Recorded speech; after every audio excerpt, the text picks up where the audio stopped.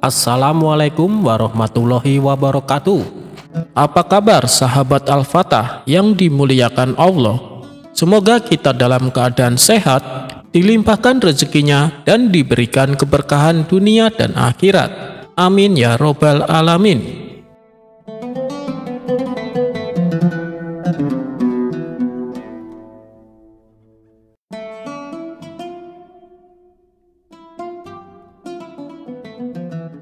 Suatu hari, hiduplah seorang lelaki miskin bernama Karim.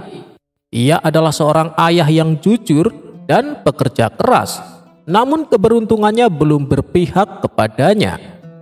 Suatu hari, karena ingin memperbaiki hidup, ia meminjam uang dari seorang rentenir kejam bernama Umar untuk membuka usaha kecil.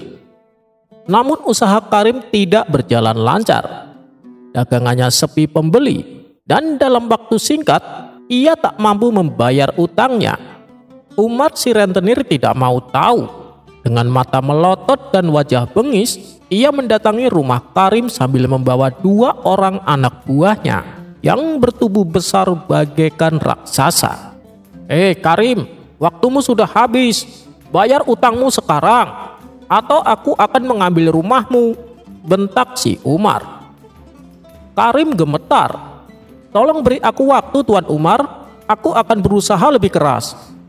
Namun Umar hanya tertawa sinis. Tidak ada waktu lagi. Besok jika kau tidak membayar, aku akan mengambil semuanya, bentak si Umar. Karim yang putus asa berlari ke rumah Abu Nawas. Ia menceritakan masalahnya dengan berlinang air mata. Abu Nawas mengelus janggutnya dan tersenyum. Tenang Karim, aku punya rencana. Besok kau ikuti saja apa yang aku katakan. Dan pada keesokan harinya, Umar datang lagi ke rumah Karim. Kali ini dengan lebih banyak orang suruhan. Waktumu habis, mana uangku? Sebelum Karim bisa menjawab, Abu Nawas muncul. Dengan tenang ia berjalan mendekati Umar. Tuan Umar, aku ingin mengusulkan kesepakatan, ucap Abu Nawas. Umar menyipitkan mata. Kesepakatan apa? Tanya si Umar. Abu Nawas tersenyum licik. Jika Karim tidak bisa membayar dengan uang, mungkin ia bisa membayar dengan sesuatu yang lebih berharga, jawab Abu Nawas. Umar pun tertarik. Apa maksudmu? Tanya si Umar. Abu Nawas menatap Karim dan berkata, Karim, kau harus membayar utangmu dengan separuh hartamu yang tersisa. Dan Umar harus menerima pembayaran itu tanpa protes. Mendengar itu Umar tertawa terbahak-bahak. Hahaha, bagus, aku setuju, ucap si Umar kesenangan. Abu Nawas langsung bertepuk tangan dan berseru, baik, karena Karim hanya memiliki satu benda berharga, maka separuhnya dari itu harus diberikan kepada Umar. Umar mengerutkan kening. Apa maksudmu? Benda apa? Tanya Umar tak mengerti. Abu Nawas menunjuk ke kaki Karim dan berkata dengan lantang, yaitu sendalnya Karim. Semua orang terdiam. Umar terbelalak, sementara anak buahnya saling pandang. Apa? Teriak Umar.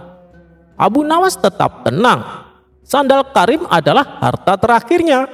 Dan karena kau setuju menerima separuh hartanya, kau hanya berhak atas satu sendal. Itu adalah pembayaran yang adil, bukan? Ucap Abu Nawas. Orang-orang di sekitar mulai tertawa. Bahkan anak buah Umar menahan tawa mereka. Wajah Umar merah padam. Tidak, itu tidak adil. Aku butuh uang, bantah Umar emosi.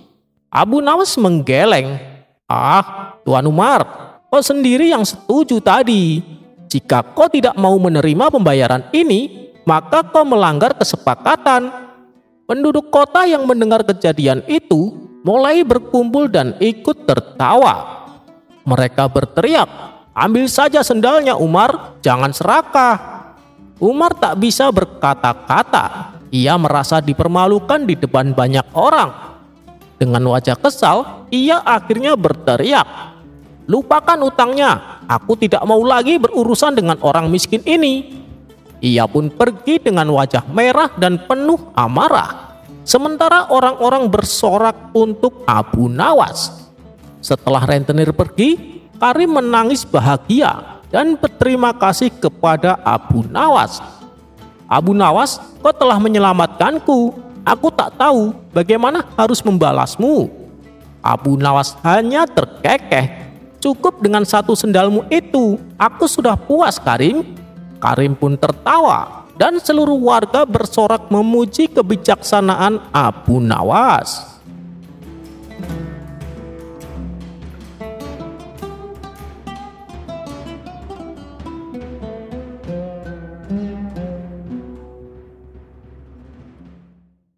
Ketika Abu Nawas sedang bersantai di depan rumahnya, seorang pedagang buah datang kepada Abu Nawas untuk berkeluh kesah.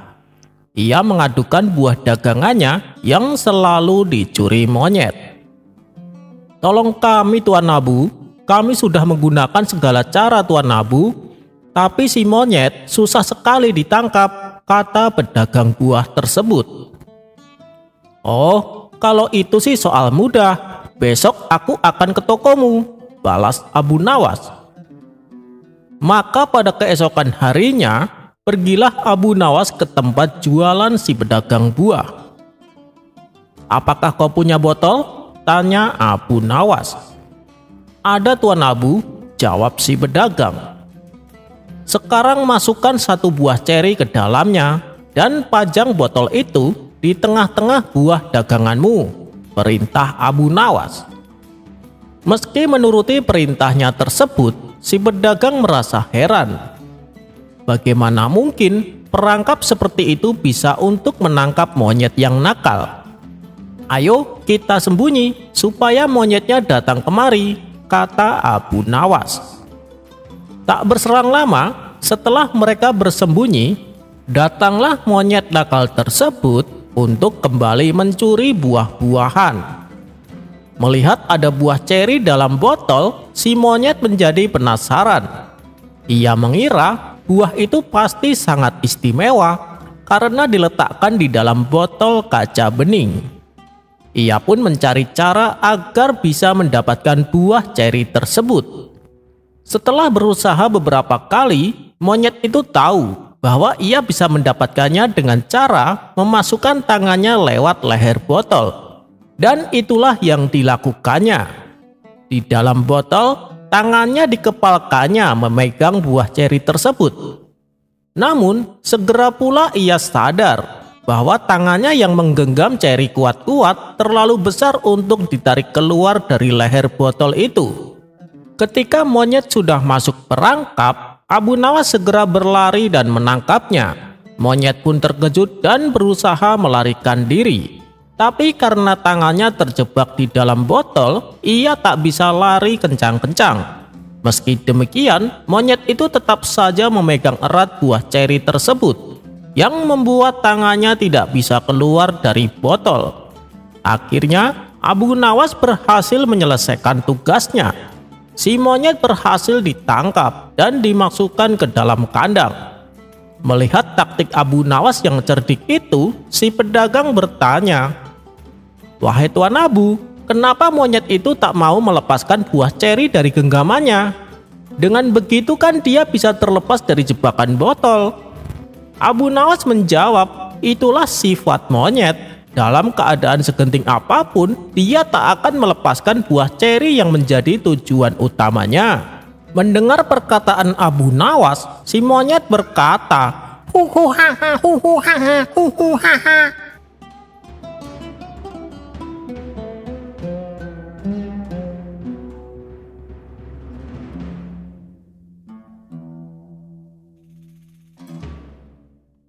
Diceritakan saat itu kebun Abu Nawas menghasilkan panen buah labu yang banyak. Begitu juga dengan kebun milik Abu Jahil. Kemudian Abu Nawas menjual hasil panennya di pinggir jalan yang banyak dilalui orang. Dalam sehari Abu Nawas bisa mendapat keuntungan yang lumayan banyak. Melihat hal itu, Abu Jahil pun menjadi iri. Ia lalu menjual buah labunya bersebelahan dengan tempat Abu Nawas. Akan tetapi, dagangan Abu Jahil sepi pembeli, sedangkan Abu Nawas ramai dengan pembeli. Dalam hati Abu Jahil bertanya, "Kenapa sih dagangan Abu Nawas laku? Padahal buah labunya sama-sama besar, rasanya juga sama-sama enak. Jangan-jangan Abu Nawas pakai dukun," pikir Abu Jahil. Setelah diamat-amati, ternyata penyebabnya adalah harga. Buah labu yang dijual Abu Jahil sangatlah tinggi. Ia menjual dengan harga 5 dinar. Sementara Abu Nawas hanya mematok harga sewajarnya, yaitu 3 dinar. Tak ingin kalah saing dengan Abu Nawas, pada keesokan harinya Abu Jahil menjual buah labu menjadi 1 dinar.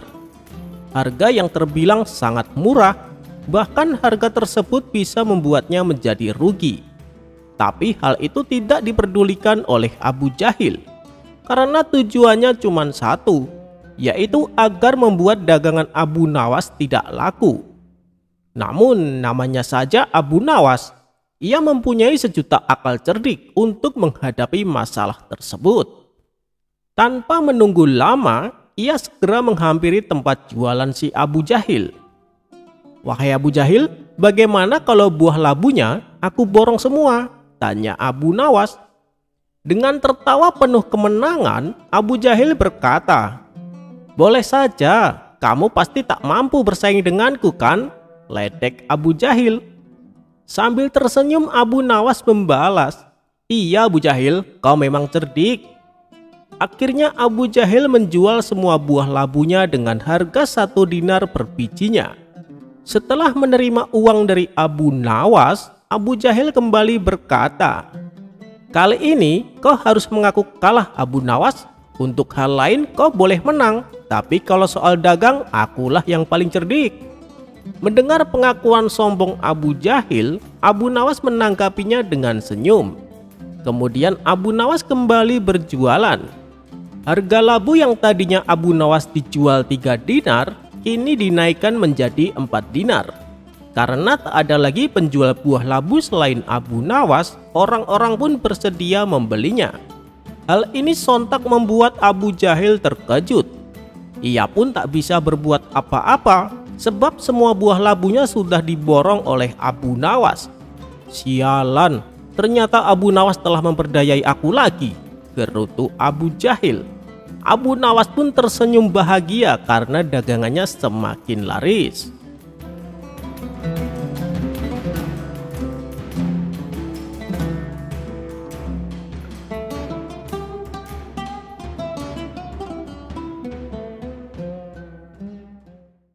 Sepandai-pandainya tupai melompat, pasti pernah jatuh juga. Begitu juga dengan manusia cerdik bernama Abu Nawas, pasti pernah lalai. Siapa yang tidak kenal Abu Nawas? Baginda Raja sering dibuat terkagum-kagum karena kecerdikannya. Bahkan beberapa kali dia mampu memecahkan teka-teki yang membuat Baginda Raja penasaran. Maka tidak heran jika Abu Nawas sering mendapat hadiah dari sang raja. Selain cerdik, Abu Nawas juga dikenal sebagai sosok yang jenaka, lucu, dan kontroversi. Tak hanya itu, ternyata Abu Nawas adalah seorang sufi sekaligus penyair ternama di masanya. Bahkan syair-syairnya yang bernuansa sufistik banyak sekali. Diceritakan, suatu ketika Abu Nawas diberi pekerjaan oleh salah satu saudagar kaya di kampungnya. Saudagar tersebut hendak menggunakan jasa Abu Nawas saat akan membeli sejumlah keledai. "Saya ada pekerjaan buat kamu Abu Nawas, nanti aku mau ke pasar beli 9 ekor keledai. Setelah itu kamu yang saya tugaskan untuk menggiring keledai itu sampai rumah," kata saudagar tadi. Abu Nawas mengiyakan tawaran tersebut. "Siap, saya sangat mau tuan," kata Abu Nawas. Akhirnya, saudagar tersebut mengajak Abu Nawas pergi ke pasar untuk membeli 9 ekor keledai. Setelah selesai membeli 9 keledai, Sang saudagar pulang duluan dan meminta Abu Nawas untuk menggiring sampai rumah. Abu Nawas menunggangi 1 ekor keledai, kemudian mulai melakukan perjalanan dan menggiring menuju rumah pemiliknya. Khawatir ada yang hilang, Abu Nawas menghitung jumlah keledai saat dalam perjalanan. Betapa terkejut ketika dia mendapati keledainya hanya 8 ekor. Tentu hal itu membuatnya khawatir. Abu Nawas turun dan mencoba mencari keledai yang terpisah, tetapi usahanya sia-sia.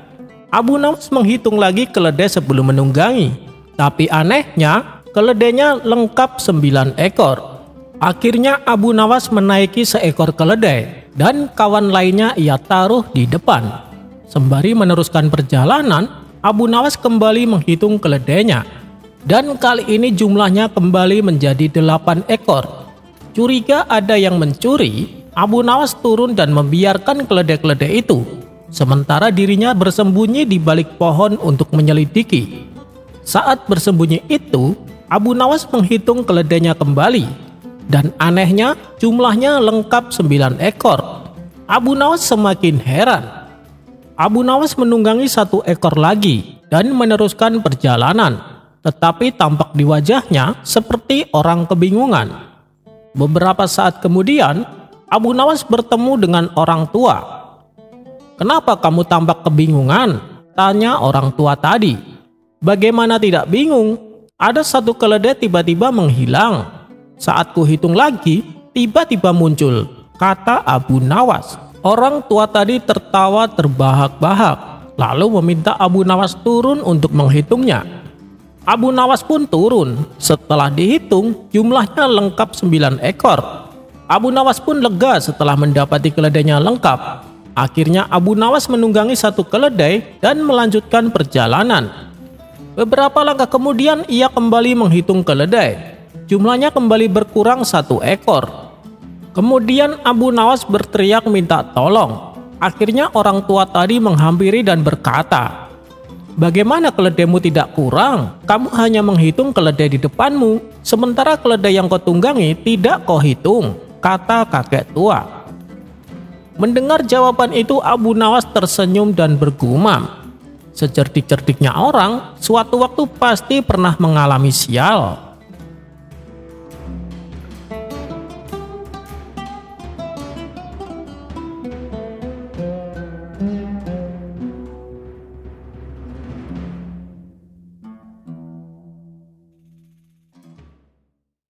Dikisahkan, Baginda Raja sedang mengalami kebingungan.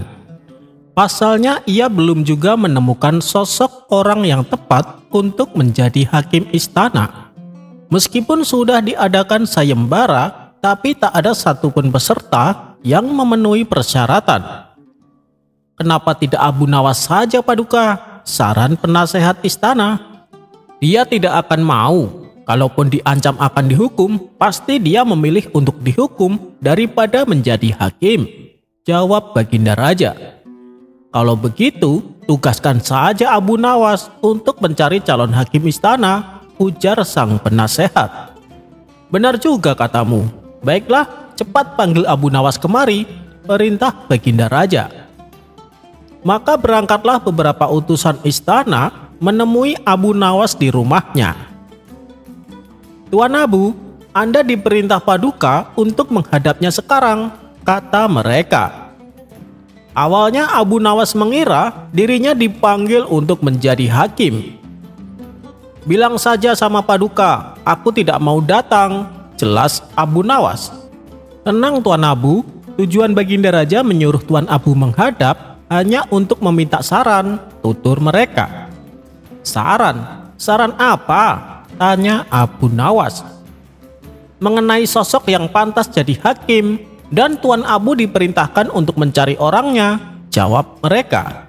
"Ya sudah, kalian pulang saja dulu, nanti aku akan menyusul, sekalian membawakan orangnya," balas Abu Nawas.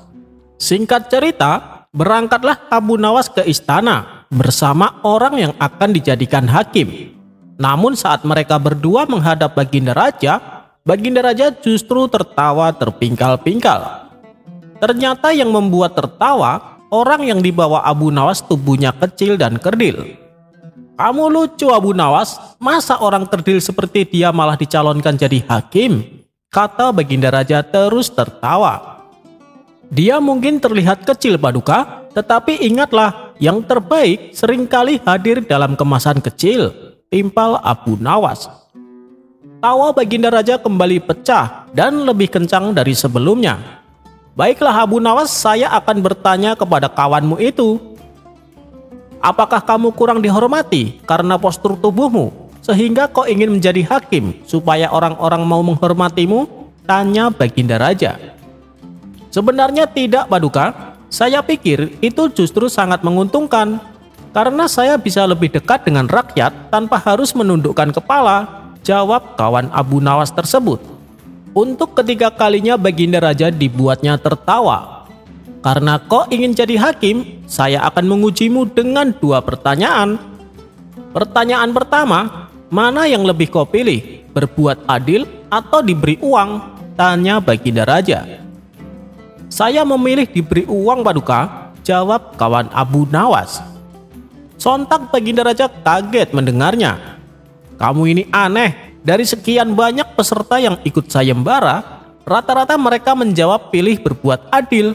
Kenapa kau malah pilih sebaliknya? Berarti kau rela berbuat tidak adil, asalkan bisa mendapat uang?" tanya Baginda Raja.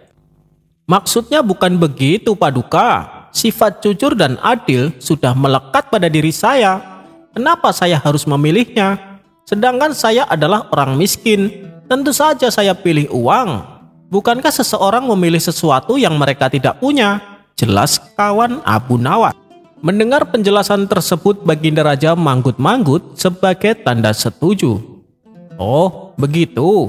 Baik, sekarang pertanyaan kedua. Bila kamu menghadapi suatu kasus di mana ada seorang maling tapi menuduh korban sebagai malingnya, sedangkan kamu tidak tahu mana malingnya dan mana korbannya, bagaimana caramu untuk mengungkap kebenaran dalam kasus yang rumit ini?" tanya Baginda Raja. "Itu sih mudah saja, Paduka. Suruh mereka berdua memasuki rumah kosong. Setelah mereka berdua masuk ke dalamnya, kita teriakin 'Pencuri! Pencuri!' Nah, salah satu dari mereka pasti akan berlari keluar, dan sudah dipastikan dialah pencurinya yang asli. Karena seorang pencuri pasti punya insting untuk segera berlari keluar manakala mendengar teriakan tersebut," terang kawan Abu Nawas. Baginda Raja pun tersenyum puas dengan jawaban kawan Abu Nawas itu, dan kemudian Baginda Raja mengangkatnya sebagai hakim istana yang baru. "Ternyata pilihanmu tidak salah, Abu Nawas," puji Baginda Raja kepada Abu Nawas. Baginda Raja yang awalnya meremehkan postur badannya akhirnya menyadari bahwa kebijaksanaan tidak terbatas pada ukuran tubuh.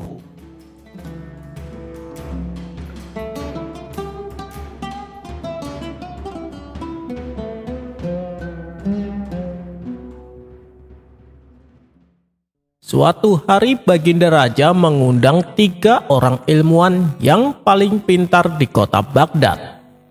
Tak lupa Abu Nawas juga turut serta diundang.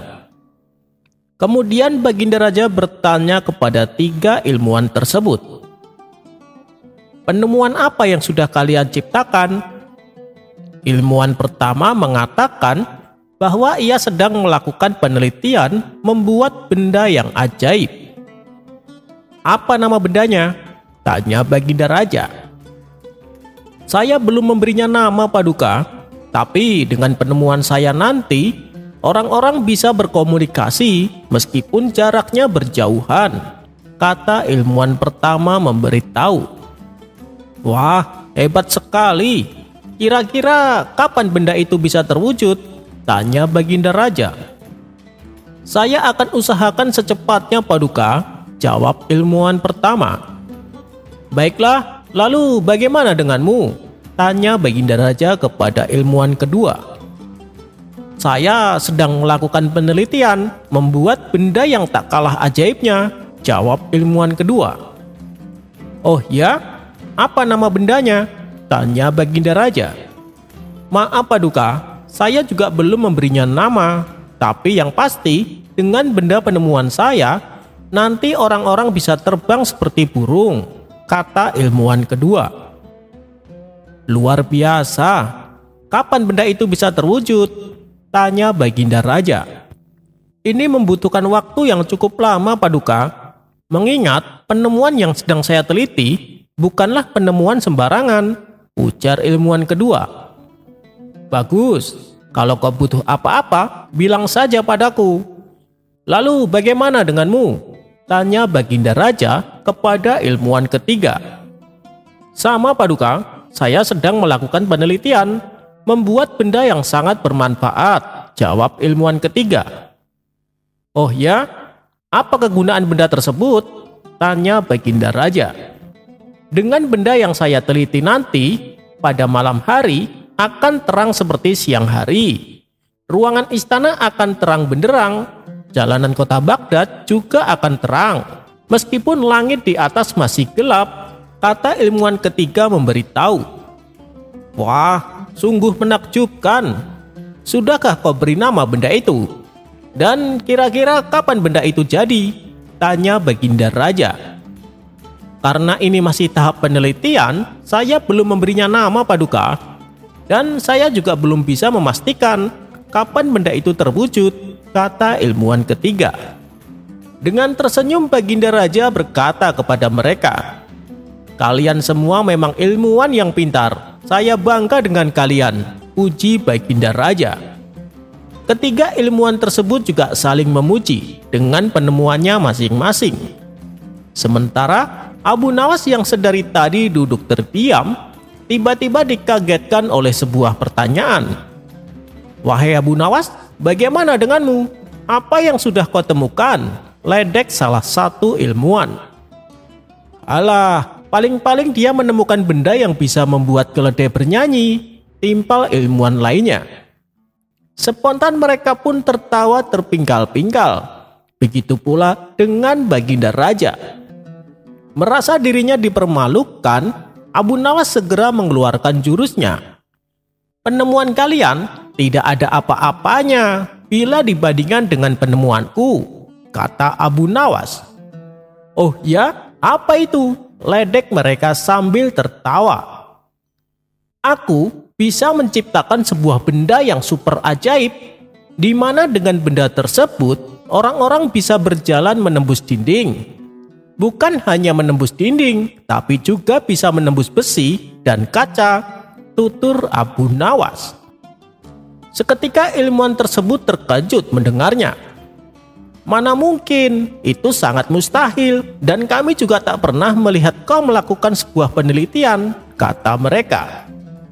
Penemuan saya ini tidak perlu penelitian, bahkan saya bisa membuatnya sekarang. Tidak seperti kalian, disuruh membuktikannya tapi tidak bisa. Alasannya masih dalam penelitian, ujar Abu Nawas. Baginda Raja yang juga mendengar obrolan mereka, merasa penasaran dengan penemuan Abu Nawas. Benarkah Abu Nawas? Kau tidak bohong kan? Tanya Baginda Raja. Benar, Paduka yang mulia, jawab Abu Nawas dengan nada serius. Adapun ketiga orang ilmuwan tadi juga penasaran dengan penemuan Abu Nawas. Mereka pun lalu bertanya, apa kau yakin bisa menciptakan benda yang bisa membuat orang menembus dinding dan besi? Dengan penuh percaya diri Abu Nawas menjawab, tentu saja bisa, dan akan aku buktikan sekarang, jawab Abu Nawas. Semakin bertambah kagumlah mereka mendengarnya. Luar biasa, apa nama benda penemuanmu? Tanya mereka kembali. Nama bendanya adalah pintu, jawab Abu Nawas cengengesan. Spontan Baginda Raja tertawa terpingkal-pingkal mendengarnya. Kurang ajar, kita telah dikerjai Abu Nawas, kata mereka dengan nada kesal. Tawa Baginda Raja pun semakin keras melihat reaksi ketiga orang ilmuwan tersebut. Dan dengan masih tertawa, Baginda Raja kembali berkata, kalian boleh lebih pintar dari Abu Nawas, tapi ketahuilah, kalian tak akan bisa mengalahkan akal cerdiknya.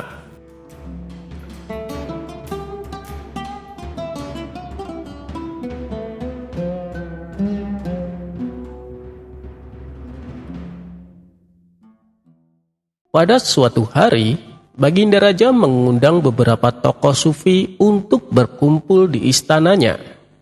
Tak lupa Abu Nawas juga turut serta diundang. Hal ini membuat Abu Nawas merasa heran. Sebab biasanya yang diundang untuk berkumpul adalah para pejabat istana. Apalagi saat itu Baginda Raja sedang kedatangan rombongan tamu dari negeri seberang.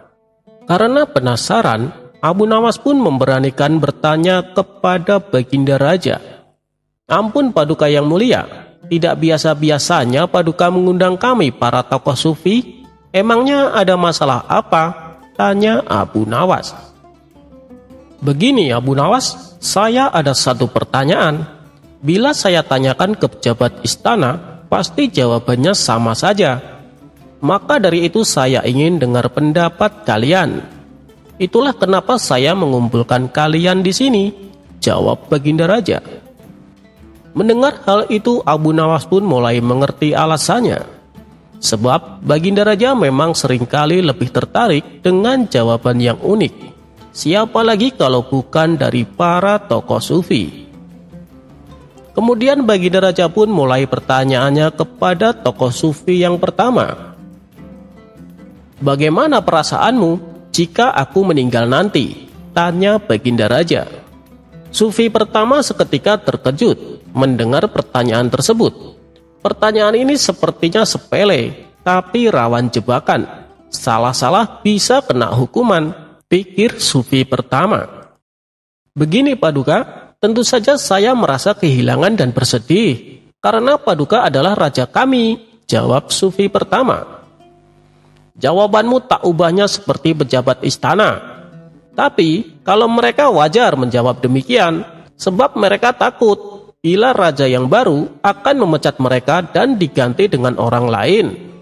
Sedangkan kamu seringkali mengkritik kebijakan saya, bahkan terkadang menganggap saya tidak adil. Bagaimana mungkin kamu akan merasa sedih dan kehilangan? Ucapanmu tak sesuai dengan isi hatimu," ujar Baginda Raja. Maka sufi pertama pun ditangkap dan dimasukkan ke dalam penjara. Melihat hal itu, para tamu yang hadir kagum dengan ketegasan Baginda Raja. Sekarang giliran sufi yang kedua. Ia dipanggil dan ditanya Baginda Raja. "Bagaimana perasaanmu jika aku meninggal nanti?" tanya Baginda Raja. "Paduka memang raja yang adil dan bijaksana. Tapi menurutku tak ada yang perlu disedihkan. Karena pada dasarnya kita semua juga akan mati. Untuk apa menangisi kematian orang lain?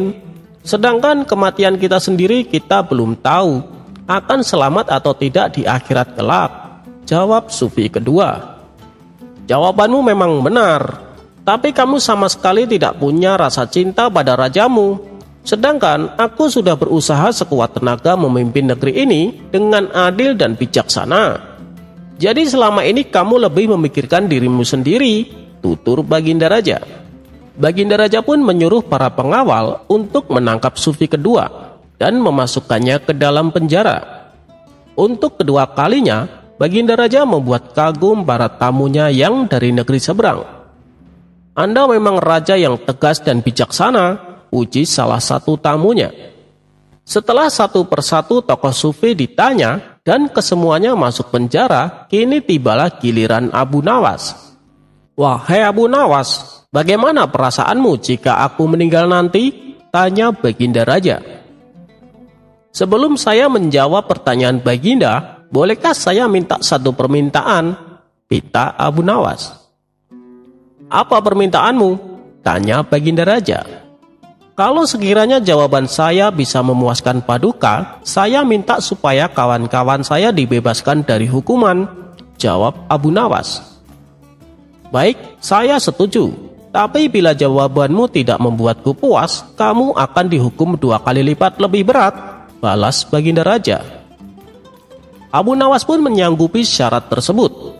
"Jika Paduka meninggal nanti, entahlah, mungkin nanti tidak ada lagi tanah tempat saya berpijak," ucap Abu Nawas.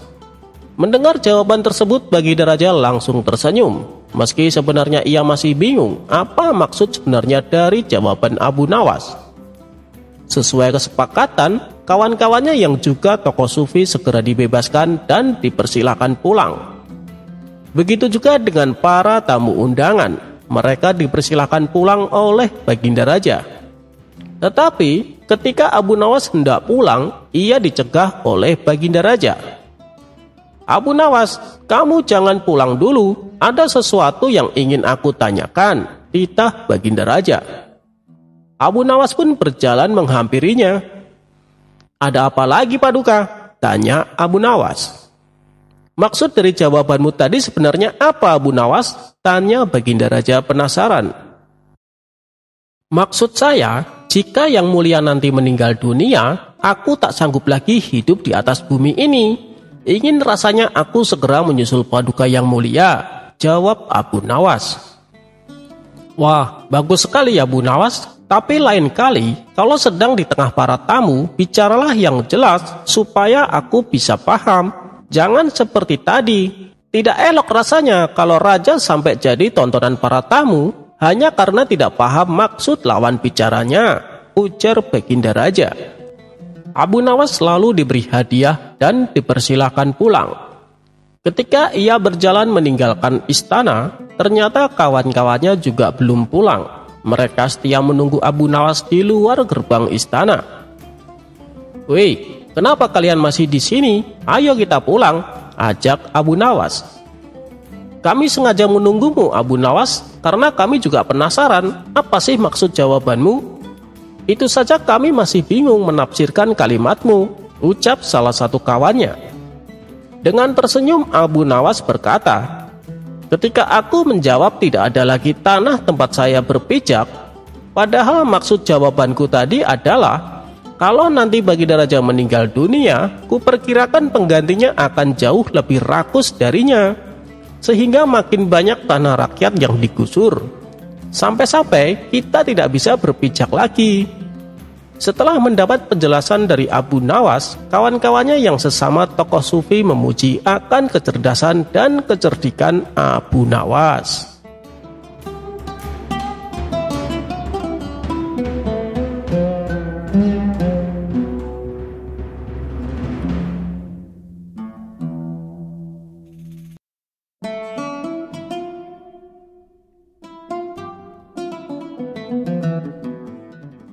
Diceritakan di sebelah rumah Abu Nawas ada seorang tetangga yang selalu tampak bernasib sial. Nama tetangganya itu adalah Mahmud, dan sepertinya tak sehari pun berlalu tanpa kejadian yang membuatnya berada dalam situasi sulit.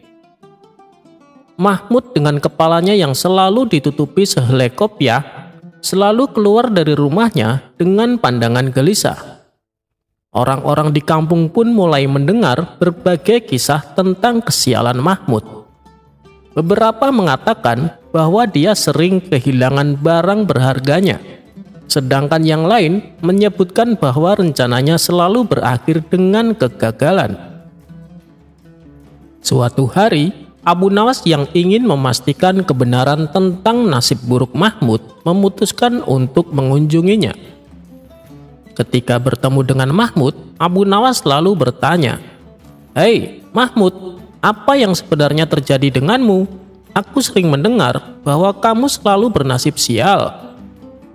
Dengan wajah lesu, Mahmud menjawab, "Oh Abu Nawas, nasibku memang tak kunjung membaik, semuanya selalu berakhir dengan kegagalan."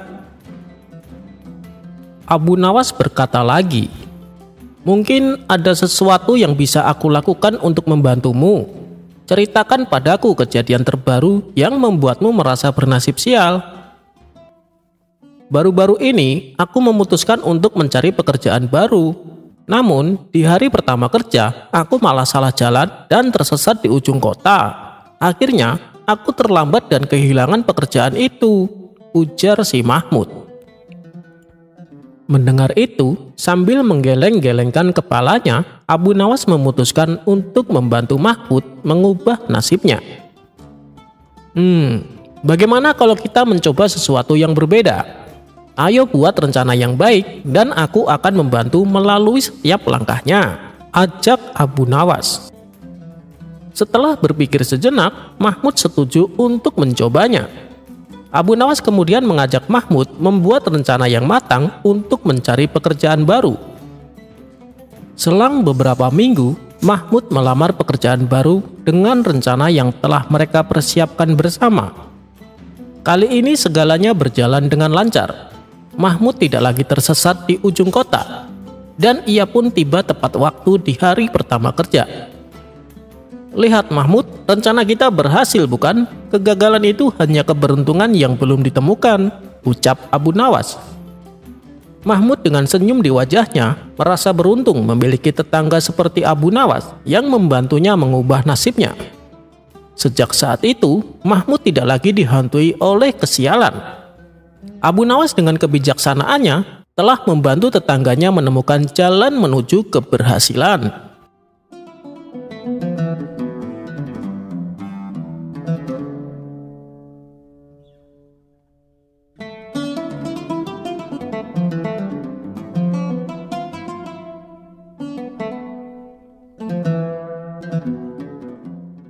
Dikisahkan, di suatu daerah di kota Baghdad terdapat sumur angker yang dihuni oleh jin yang jahat.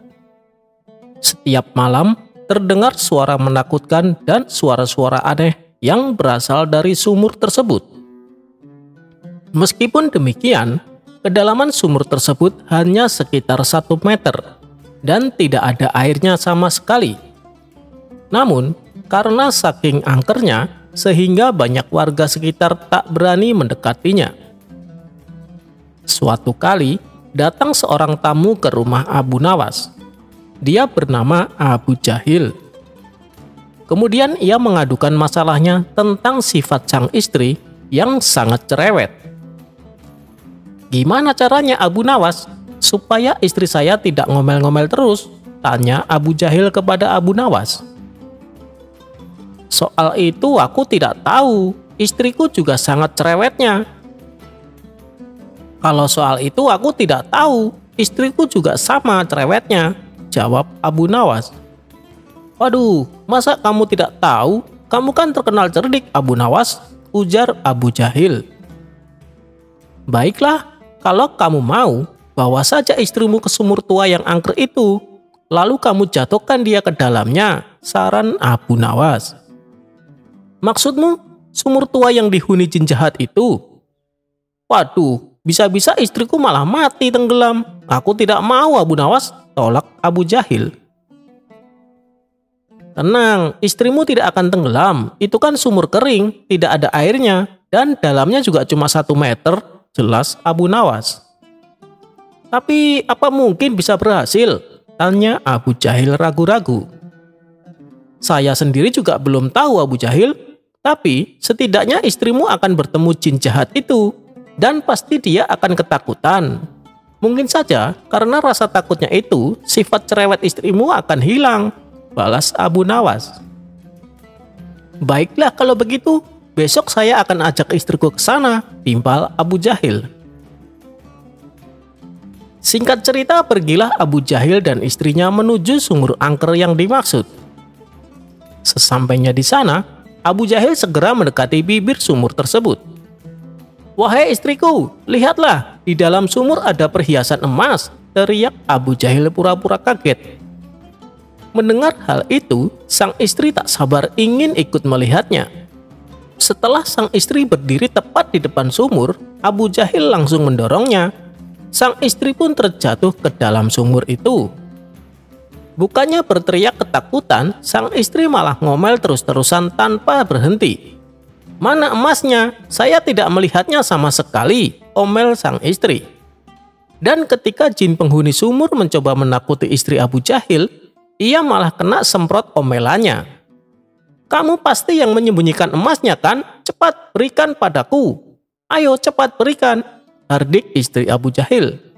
Karena tak kunjung mendapatkan emas, sang istri terus saja mengomel. Tidak lama kemudian, muncul sosok bayangan hitam keluar dari sumur itu. Rupanya, sosok itu adalah jin penghuni sumur tersebut. Jin itu lalu mendekati Abu Jahil dan berkata, "Oi, cepat angkat istrimu dari tempatku. Aku tidak tahan mendengar omelannya, ancam jin tersebut. Dengan penuh ketakutan, Abu Jahil langsung mengangkat istrinya dari sumur angker itu. Pada esok harinya, Abu Jahil kembali menemui Abu Nawas dan menceritakan peristiwa yang dialaminya. Spontan Abu Nawas tertawa terpingkal-pingkal. Ternyata istrimu lebih cerewet daripada istriku. Jin saja sampai tidak tahan mendengar omelannya, seloroh Abu Nawas sambil tertawa terpingkal-pingkal.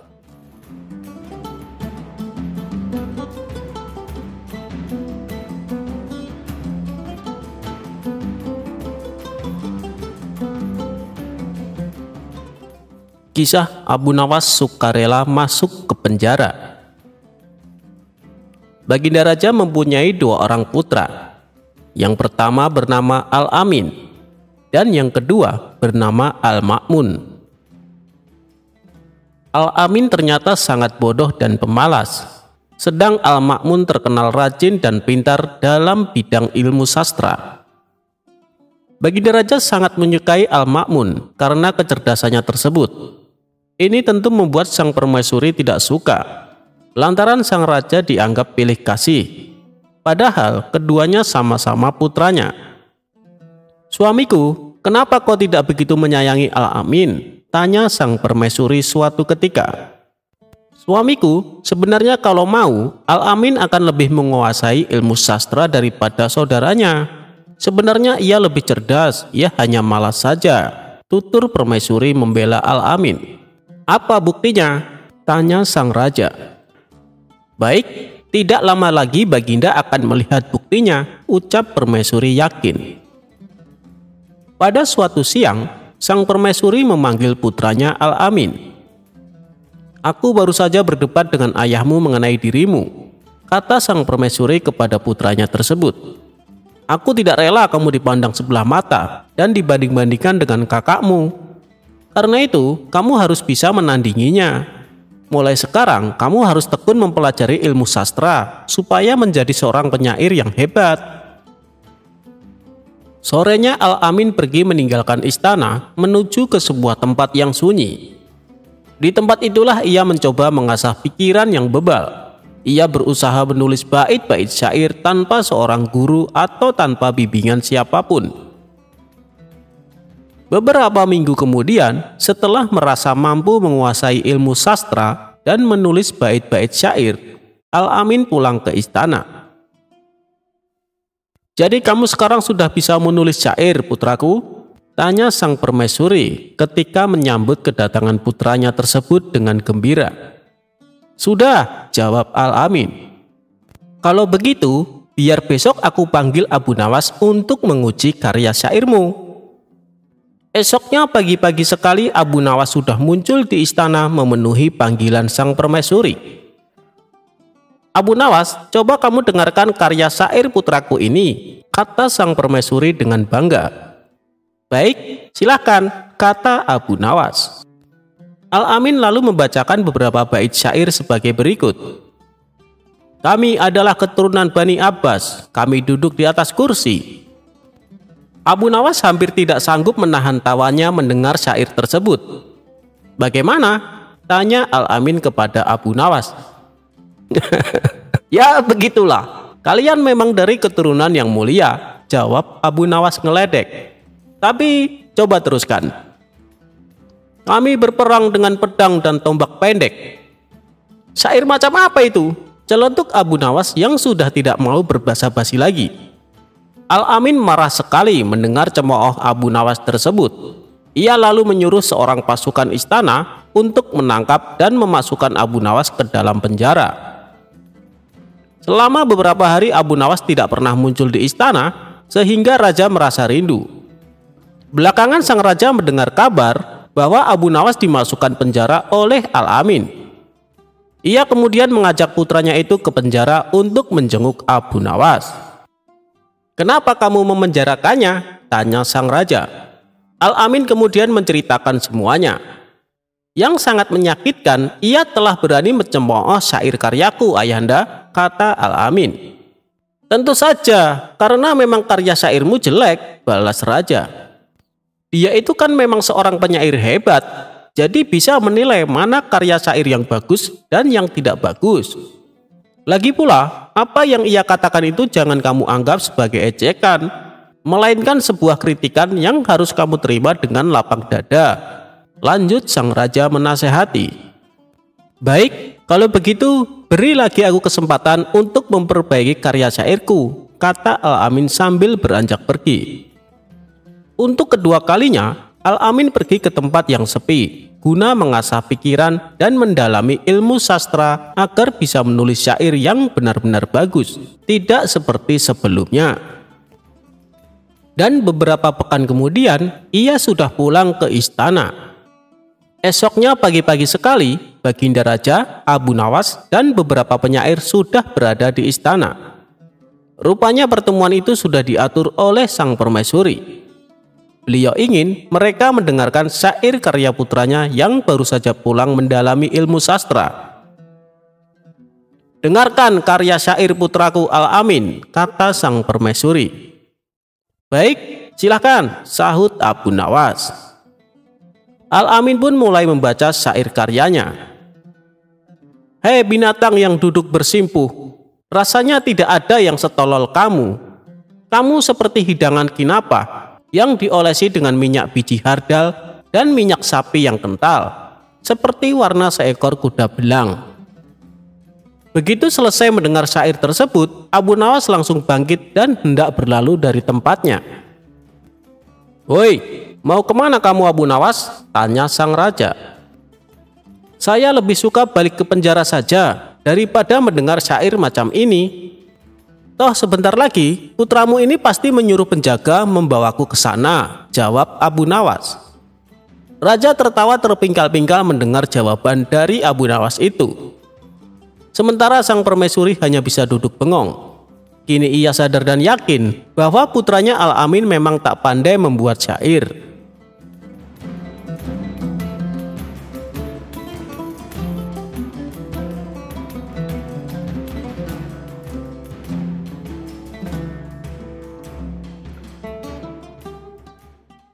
Menghakimi seorang Yahudi. Dikisahkan, ada seorang pedagang dari Baghdad yang terkenal jujur dan baik hati. Setiap ada pembeli yang datang, ia melayaninya dengan ramah. Adapun barang dagangannya yang dia jual terbilang murah, karena dia hanya mengambil sedikit keuntungan. Hal inilah yang membuat dirinya semakin disukai dan dicintai orang-orang. Di depan toko tempat dia jualan, ada toko milik seorang Yahudi yang jualan dagangannya sama seperti dirinya. Di samping berjualan, si Yahudi ini juga berprofesi sebagai rentenir.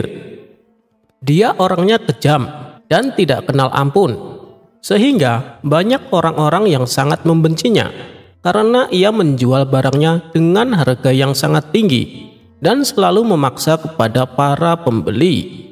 Hal itu membuat tokonya sepi dan tidak laku. Tapi karena dia seorang rentenir, tokonya sering didatangi orang-orang untuk berhutang. Si Yahudi bersedia memberikan pinjaman dengan syarat bunga yang tinggi.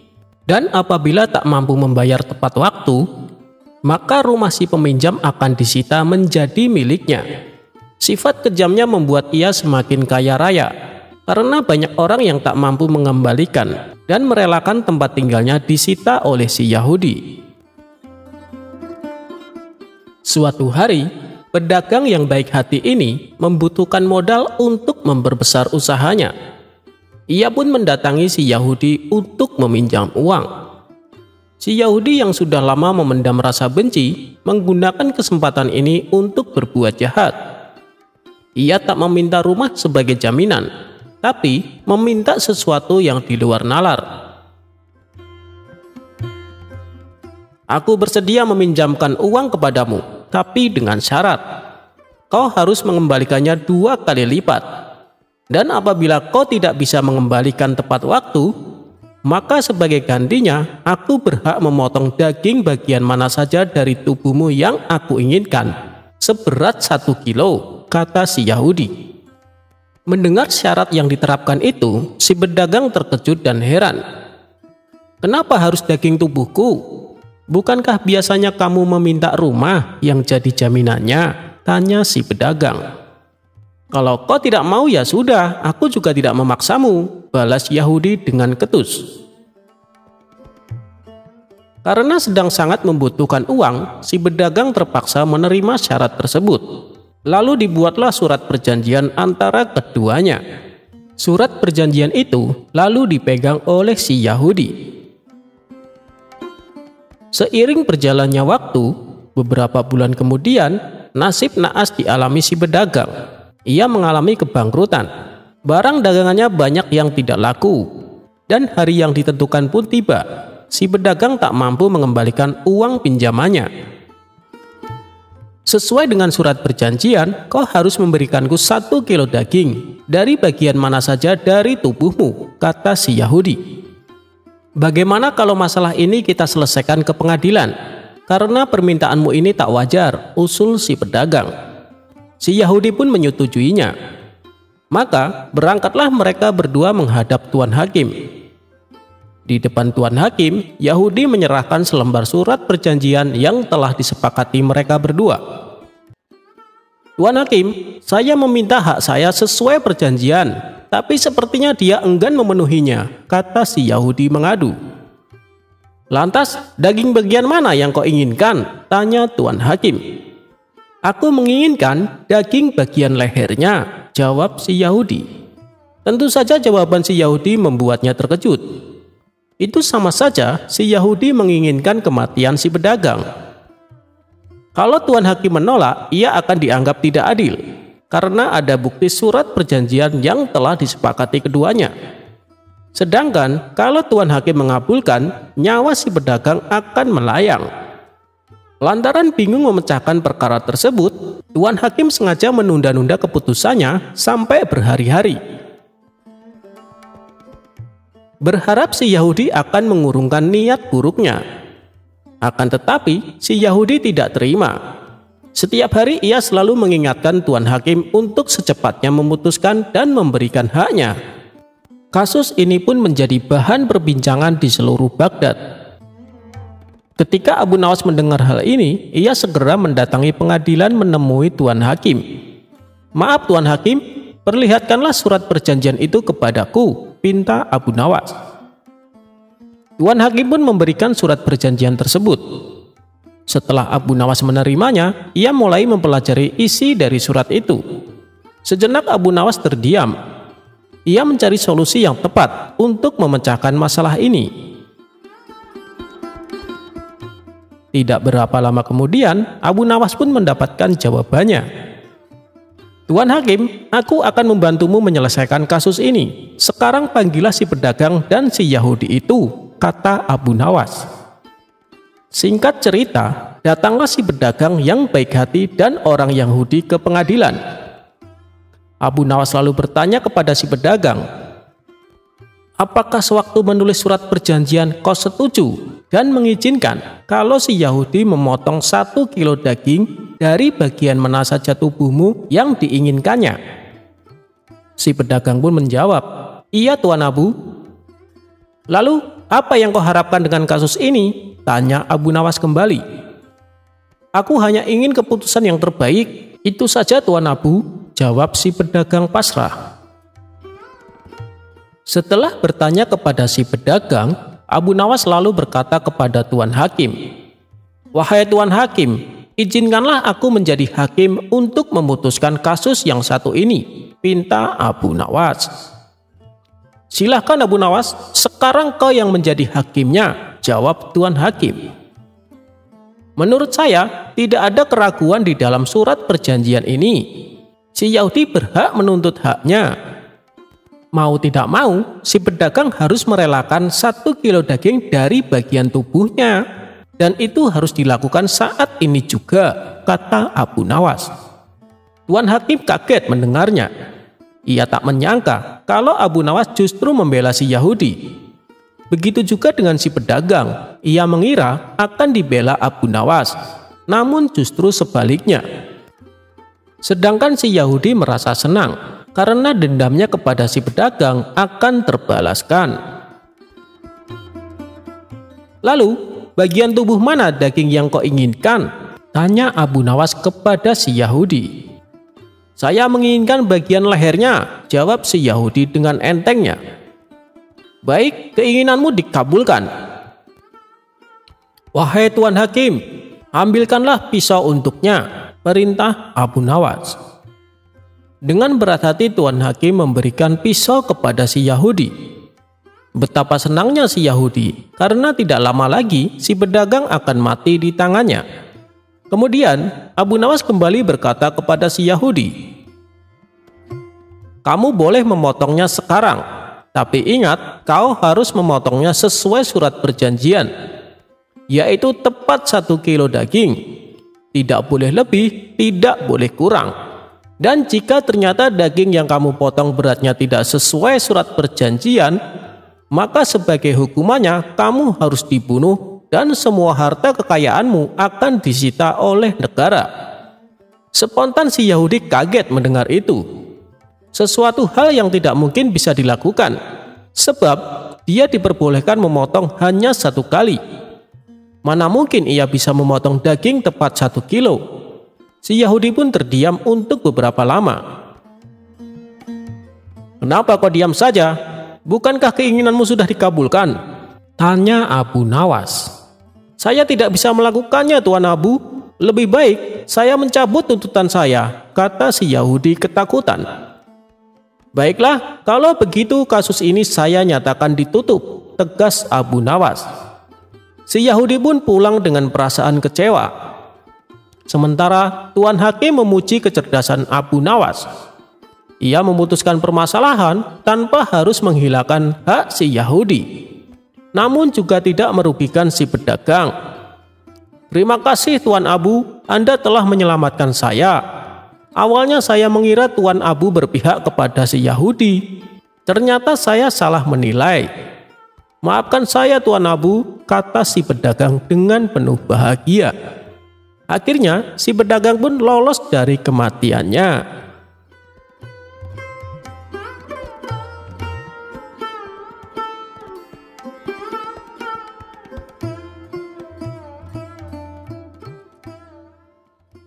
Raja dan menteri dibikin panik oleh Abu Nawas. Cerita Abu Nawas kali ini bermula ketika Baginda Raja hendak memastikan perekonomian rakyat berjalan lancar menjelang Hari Raya Idul Fitri.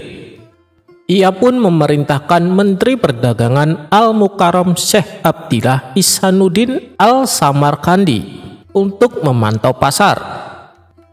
Baginda Raja meminta agar sang menteri mengecek bahwa semua kebutuhan pokok masyarakat tersedia, mulai yang terbesar hingga paling kecil.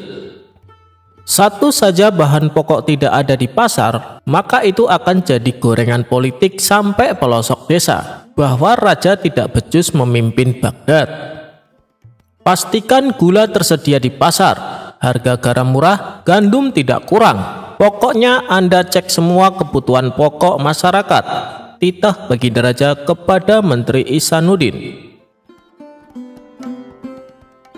Satu lagi, sekarang menjelang Lebaran, jangan cuma pasokan daging yang dikontrol, tapi kulit ketupat juga. Barang murah biasanya diremehkan, nanti orang bilang kulit ketupat yang murah saja tidak ada, apalagi daging, imbuh Baginda Raja. Baik Baginda Raja, jawab sang menteri. Keluar dari istana, menteri langsung memanggil staf ahli negara yakni Abu Nawas untuk membantu mengecek pasar. Ia memerintahkan pujangga cerdas yang dikenal loyal kepada Baginda Raja ini untuk mengecek pasar dengan asumsi tidak mungkin memberi laporan palsu. Menteri meminta Abu Nawas mengecek pasar dan mendata semua yang ada di sana.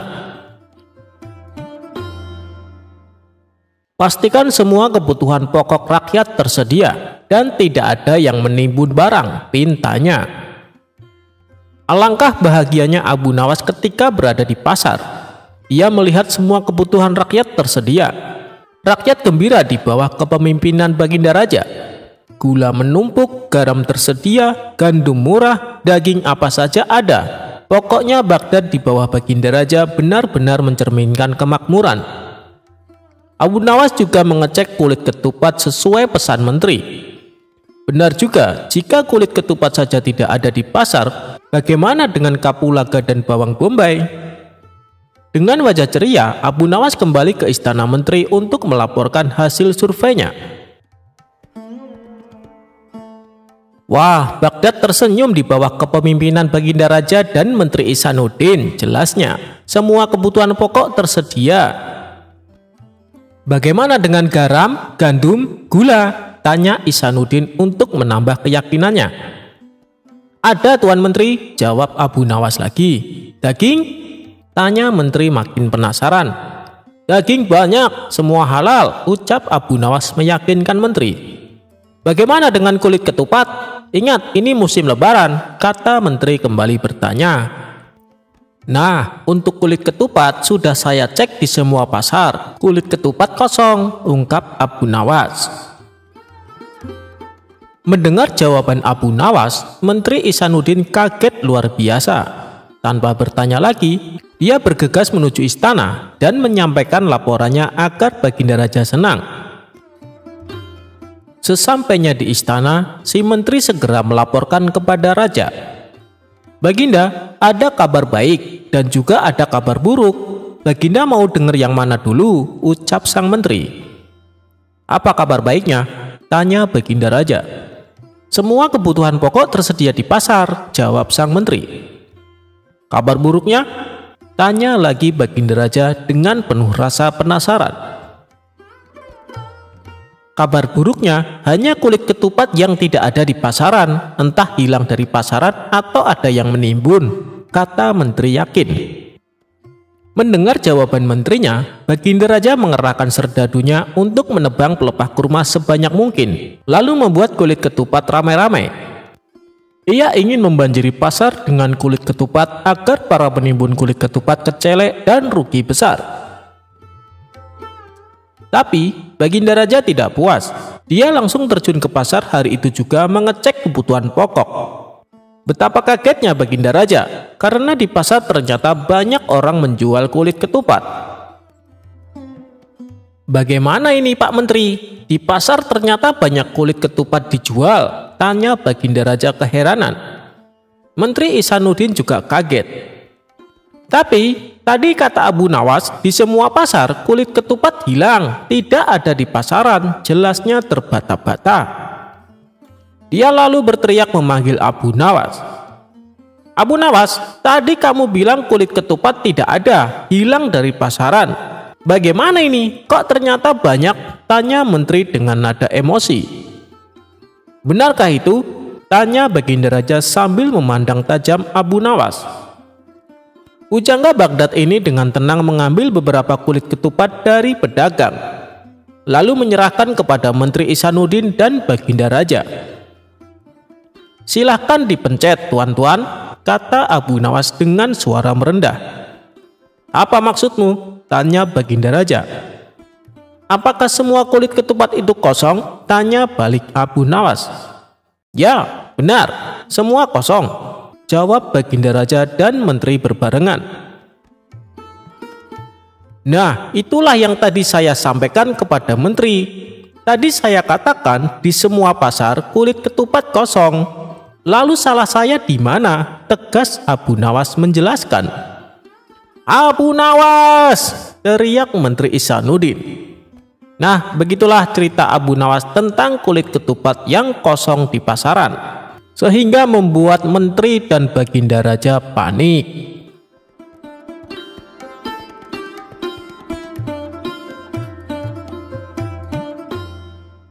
Abu Nawas dan petugas perbatasan.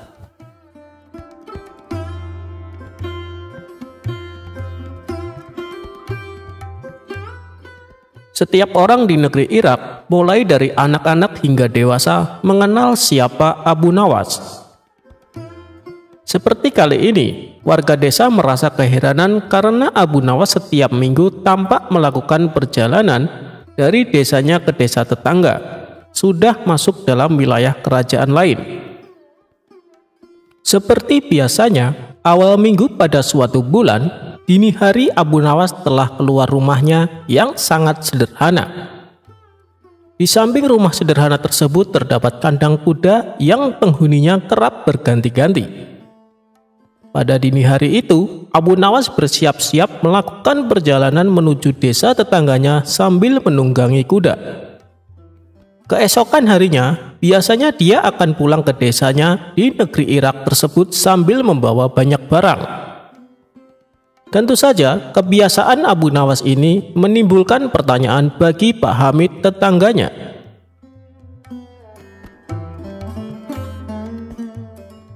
Suatu sore, ketika Abu Nawas pulang dari perjalanan, hal tersebut ditanyakan kepada Abu Nawas tentang perniagaannya yang membuat warga sekampung bingung.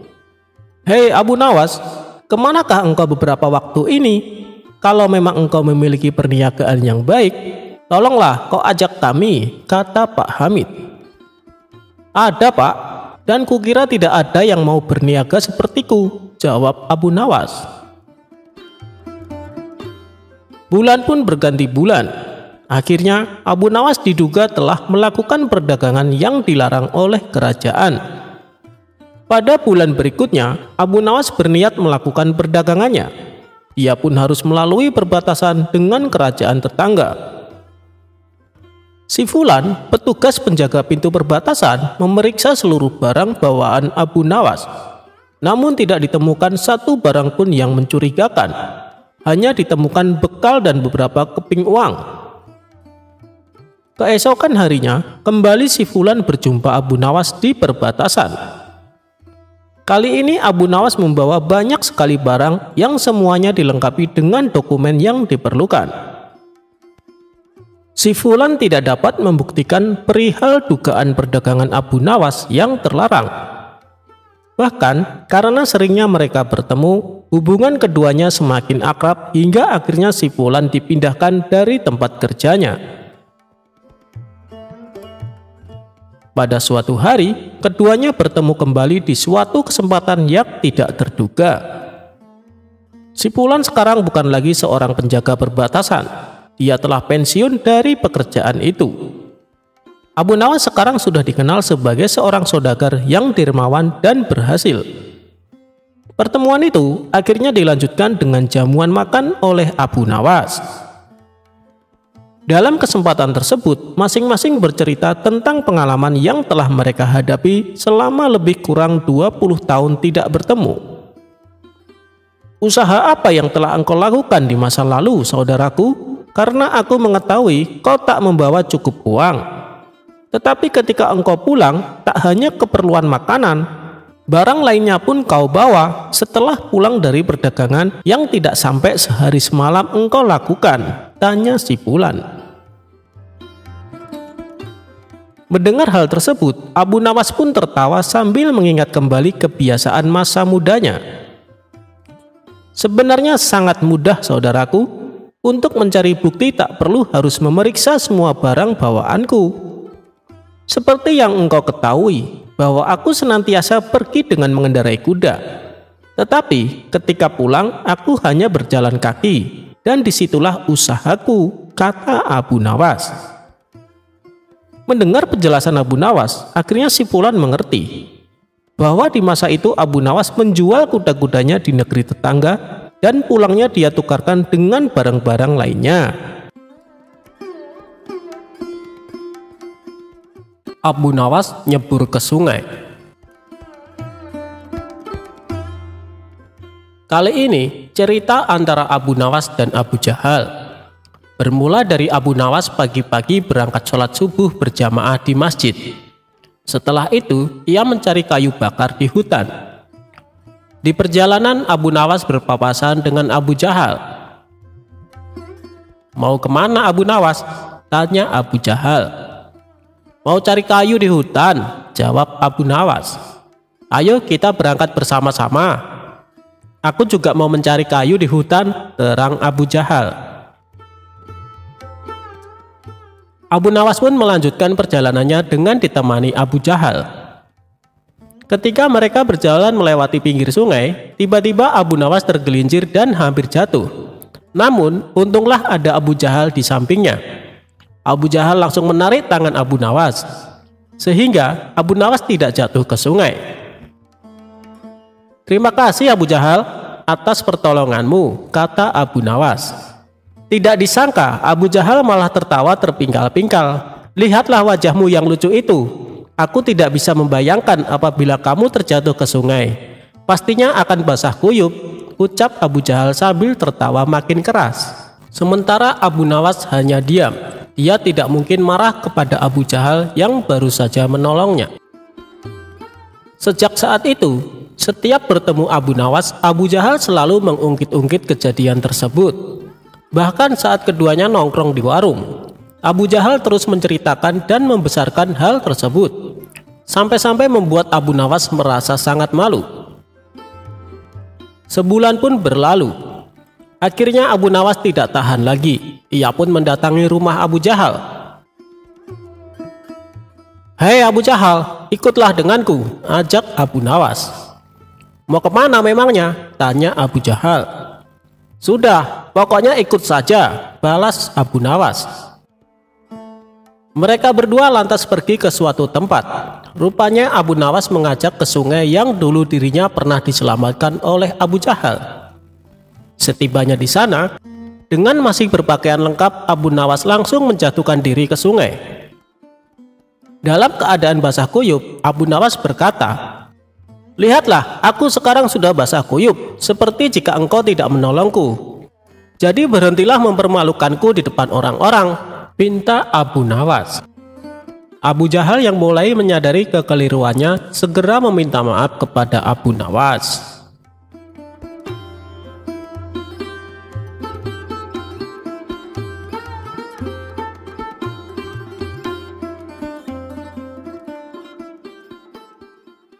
Sandal ajaib Abu Nawas.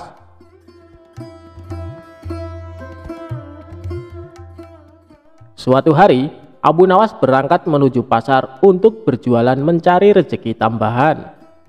Sesampainya di pasar, ia langsung menggelar tikar sebagai lapak berjualan. Kebetulan pada hari itu ia berjualan sendal yang diberi nama ajaib. Abu Nawas mulai berteriak-teriak menawarkan barang dagangannya kepada para orang-orang di pasar.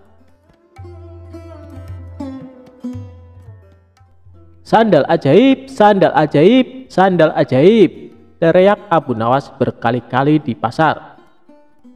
Sesaat kemudian datang seorang pemuda menghampirinya dan melihat-lihat barang dagangannya. "Silahkan tuan, mau membeli sendal?" tanya Abu Nawas.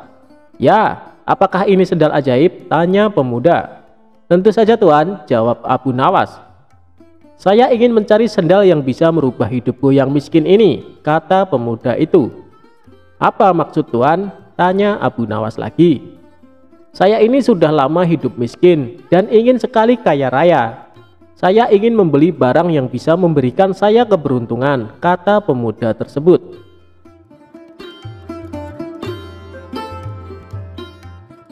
Sejurus kemudian, Abu Nawas menunjukkan salah satu sendal ajaibnya. Ia mengatakan bahwa sendal itu akan membuat pemiliknya dari tidak berada menjadi berada. Karena tertarik dengan kata-kata Abu Nawas, tanpa pikir panjang, pemuda tersebut langsung membeli sendal ajaib yang dijual Abu Nawas. Pemuda itu langsung memakai sandal ajaib tersebut, kemudian meninggalkan Abu Nawas dan berkeliling kampung dengan harapan semoga keberuntungan segera berpihak kepadanya.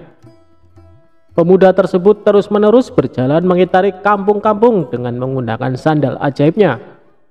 Namun harapannya tidak kunjung terwujud juga. Bukannya keberuntungan, si pemuda malah mendapat kemalangan. Ia hampir saja dihakimi warga karena dikira pencuri yang sedang wirawiri mengintai mangsa.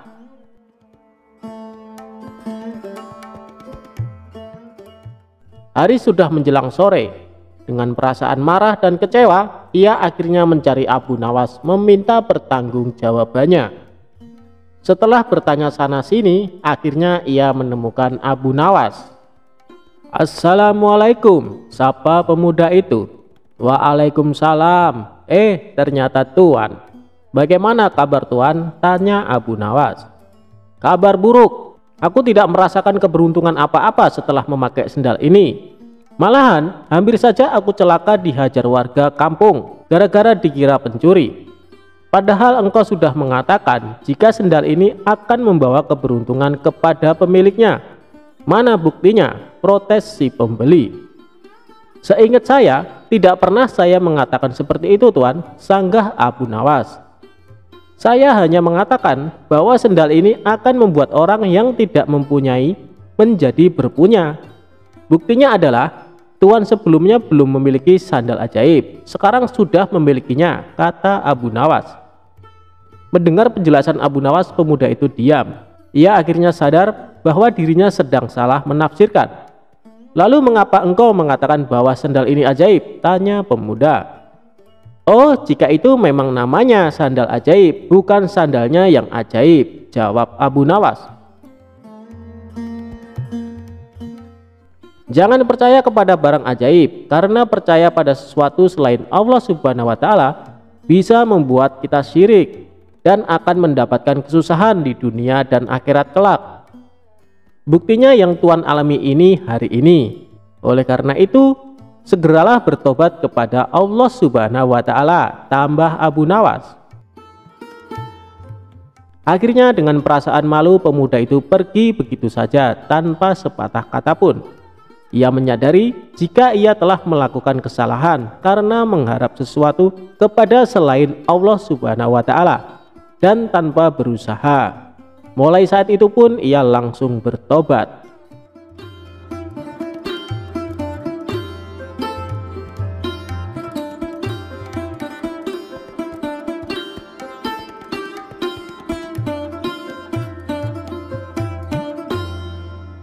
Abu Nawas bunuh diri dengan racun, bukannya mati tapi malah kenyang.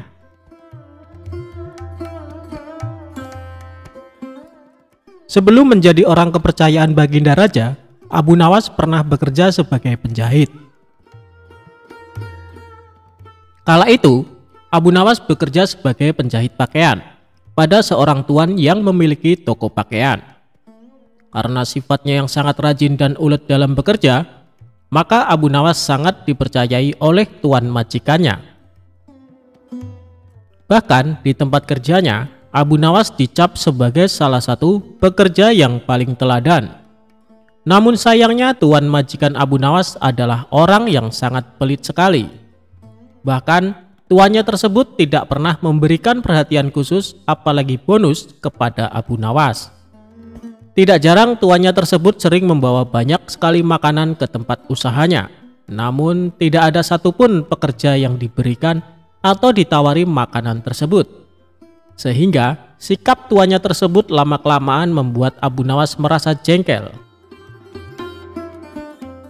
Karena sudah terlalu jengkel dengan tuannya, pada sebuah kesempatan Abu Nawas akhirnya memutuskan untuk mengerjai tuannya tersebut. Abu Nawas mengerjai majikannya dengan alasan ingin bunuh diri menggunakan racun. Suatu ketika, tuan majikan Abu Nawas datang dengan membawa sebuah kendi yang berisi madu. Karena Abu Nawas melihat hal itu, kemudian dia menghampiri tuannya sembari menanyakan apa isi dari kendi tersebut. Selain itu, ia juga meminta kepada tuan majikannya agar diberikan isi dari kendi tersebut. Karena tuannya sangat pelit, maka dengan sengaja ia berbohong kepada Abu Nawas dengan mengatakan kendi tersebut berisi racun. Abu Nawas pun kemudian hanya mengangguk tanda ia percaya kepada tuan majikannya. Padahal dirinya mengetahui kalau tuan majikan sedang berbohong tentang isi kendi tersebut. Terlebih lagi, Abu Nawas sempat mencium bau madu dari kendi yang dibawa oleh tuan majikannya. Tidak lama kemudian, tuan majikan Abu Nawas harus pergi karena ada keperluan. Karena dirasa kendi yang berisi madu tersebut aman dari para pekerjanya, termasuk Abu Nawas, maka kendi tersebut tetap dibiarkan di sana. Melihat kendi berisi madu tersebut ditinggalkan oleh tuannya, maka Abu Nawas tidak membuang-buang kesempatan.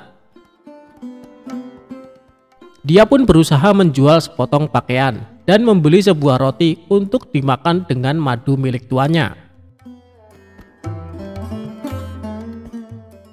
Setelah berhasil menjual pakaian dan membeli roti, Abu Nawas langsung melahapnya bersama madu milik majikannya.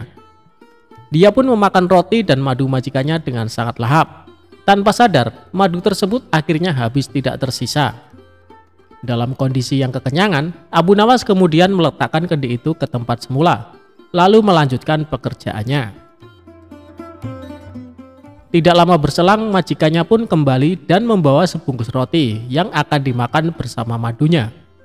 Kemudian, majikan Abu Nawas tersebut langsung menghampiri kendi miliknya untuk mengambil madu yang ada di dalamnya. Namun alangkah terkejutnya sang majikan setelah mengetahui kendi tersebut kosong dan tidak ada madunya. Selain itu, ia juga merasa sangat kesal karena mengetahui sepotong kainnya telah hilang tanpa adanya laporan. Kemudian tuan itu berbicara kepada dirinya sendiri dan menganggap hal ini pasti ulah dari Abu Nawas. Selanjutnya, tuan majikan tersebut langsung menghampiri Abu Nawas yang sedang sibuk menjahit pakaian sembari berkata seperti ini. Abu Nawas, apa yang sebenarnya terjadi? Mengapa isi kendi ini kosong? Dan sepotong pakaian telah hilang? Tanya tuannya kepada Abu Nawas. Maaf tuan, tadi sewaktu tuan pergi ada sekelompok pencuri datang mengambil sepotong pakaian, jawab Abu Nawas. Lantas apa yang kamu lakukan kepada pencuri itu? Tanya tuannya lagi. Aku ketakutan dan tidak bisa berbuat apa-apa, kata Abu Nawas sambil pura-pura ketakutan. Lalu, mengapa isi kendiku hilang? Apakah diminum juga oleh pencuri itu? Tanya tuan majikan kembali. Abu Nawas pun mengatakan bukan pencuri itu yang meminum isi kendi tuan majikannya, karena yang meminum isi kendi tersebut adalah dirinya, sebab ia berniat bunuh diri dengan racun yang ada di dalam kendi tersebut. Karena takut akan dimarahi oleh tuan, maka aku putuskan untuk memilih bunuh diri saja menggunakan racun yang ada di dalam kendi tersebut. Hamba pikir hamba akan mati, tapi ajal hamba belum sampai tuan, kata Abu Nawas kepada majikannya. Mendengar perkataan jujur dan keahlian akal pikir Abu Nawas, tuannya tersebut tidak jadi marah. Selain itu, majikannya tersebut akhirnya sadar apa yang sudah terjadi karena ulah dirinya yang sangat pelit kepada pekerjanya.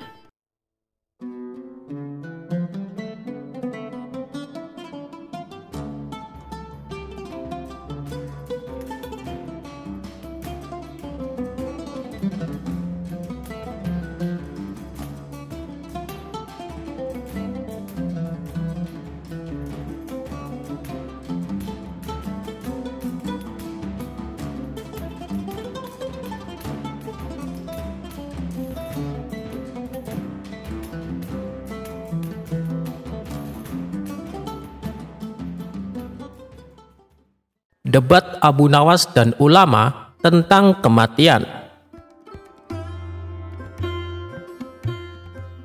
Dikisahkan ada seorang tokoh sufi yang terkenal dengan kealimannya. Ia juga disegani oleh penduduk setempat sebagai sosok ulama yang karismatik.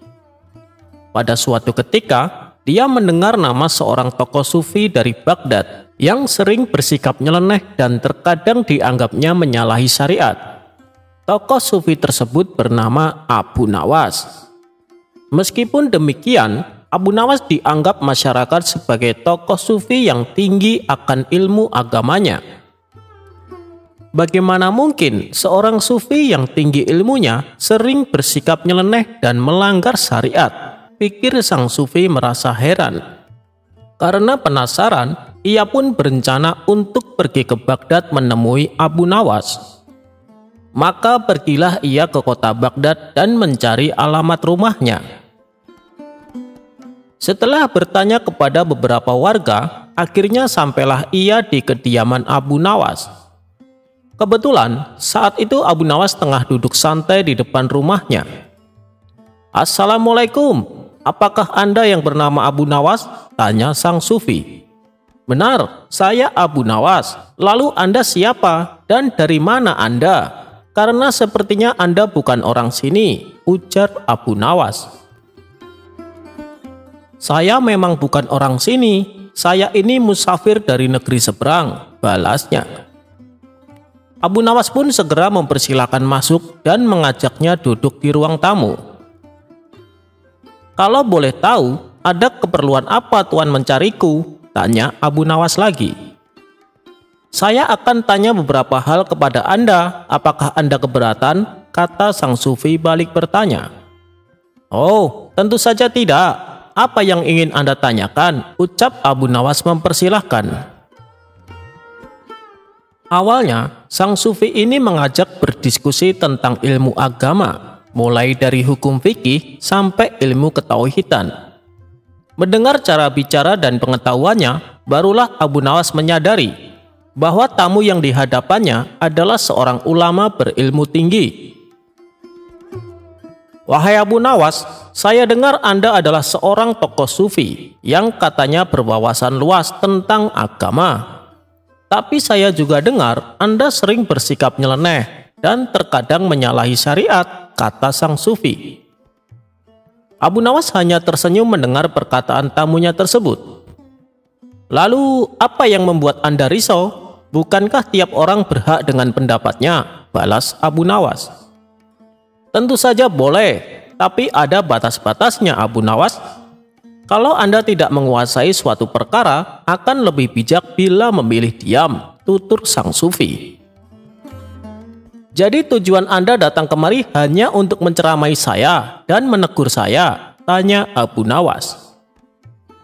Tujuan saya ke sini untuk menyambung silaturahmi sesama muslim dan saling mengingatkan manakala saudara muslimnya bersikap salah, jawab sang sufi. Lalu, apa yang akan kau dapatkan dari perbuatanmu itu? Tanya Abu Nawas kembali. Tentunya ini bernilai ibadah Abu Nawas. Insya Allah dengan banyak ibadah kita akan masuk surga, jawab sang sufi. Kamu tidak akan masuk surga, balas Abu Nawas. Kenapa kau katakan itu? Bukankah manusia yang rajin beribadah seperti sholat, puasa, dan zikir akan masuk surga? Tanya sang sufi. Ya, tetapi tidak akan masuk surga, jawab Abu Nawas enteng. Kenapa kau berkata demikian? Oh iya, saya tahu, pasti kamu akan berkata bahwa manusia akan masuk surga bukan karena ibadahnya, melainkan karena rahmat dari Allah, betul kan? Tapi, untuk mendapatkan rahmat dari Allah, kita harus menjalankan perintahnya dan menjauhi larangannya. Seperti menjalankan sholat, puasa, dan zikir, tutur sang sufi lagi.